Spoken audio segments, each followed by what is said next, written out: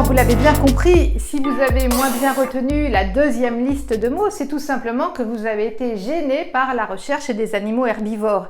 Et du coup, vous avez commencé à oublier la liste des mots que vous aviez essayé de mémoriser quelques instants auparavant. Alors ça, c'est intéressant parce que ça nous montre que notre mémoire de travail, elle est très fragile.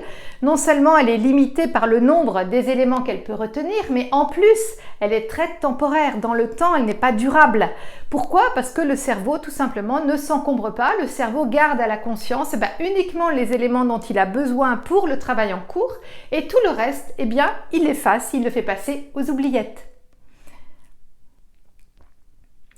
Alors ça va être valable également dans l'univers scolaire. C'est vraiment très intéressant de repérer ce mécanisme.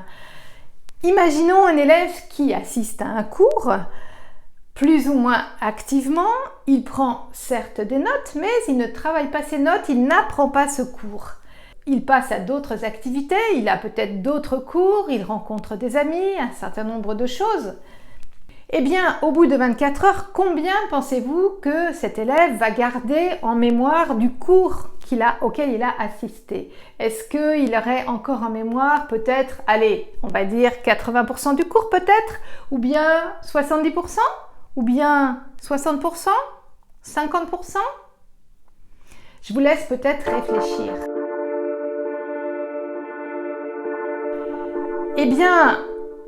Pour repartir de cet élève qui a assisté à un cours, qu'il n'a pas appris, au bout de 24 heures, malheureusement, s'il n'y a pas eu de travail de traitement de l'information, on observe que pratiquement 50% des connaissances qui ont été découvertes sont déjà oubliées. Il ne lui reste environ que 50%. Je dis environ parce qu'il y a évidemment des variations selon les études, selon les sujets, selon la difficulté du sujet. Mais enfin, globalement, on est dans cet ordre de grandeur. Et ça, c'est évidemment quelque chose qui peut complètement vous effrayer, qui peut être un peu décourageant. Alors, le premier à avoir étudié ce phénomène d'un point de vue scientifique, c'est un psychologue allemand qui s'appelle Hermann Ebbinghaus et qui s'est placé à la fin du 19e siècle devant des listes de mots et qui a tenté de mesurer la vitesse à laquelle il oubliait les mots ou la quantité de connaissances de mots qu'il arrivait à restituer au bout de 24 heures, au bout de 2 jours, de 3 jours, de 8 jours. Avec tout ça, Ebbinghaus a pu faire une courbe dans laquelle il mesure la vitesse, le rythme de l'oubli en fonction du temps qui passe. Donc, il appelle ça une courbe de l'oubli. Sur une courbe de l'oubli, vous avez en ordonnée le pourcentage des connaissances qui sont à 100% au début lorsqu'on les découvre. Et puis, en abscisse, il a mis le temps qui passe. Alors, que montre cette courbe d'Ebbinghaus qui a été confirmée depuis par des dizaines d'études? Ce que montrent ces courbes de l'oubli, c'est que l'oubli, il est massif et très important tout au début, dans les 24 premières heures. 24 heures après la première découverte d'une conférence, d'un cours ou d'une connaissance, il ne nous en reste plus environ que 50%. Et au bout d'une semaine, on voit que pratiquement 80% de ce qui a été découvert est complètement oublié. Alors, ça peut vous paraître complètement décourageant en tant qu'élève. Sauf que, comme je vous l'ai dit, ça c'est ce qui se passe si le cours n'est pas appris, s'il n'y a eu aucun effort pour traiter les informations. Parce que ce que les chercheurs ont établi aussi, c'est que ce phénomène de l'oubli, il peut être contré. Alors comment? On peut ralentir l'oubli.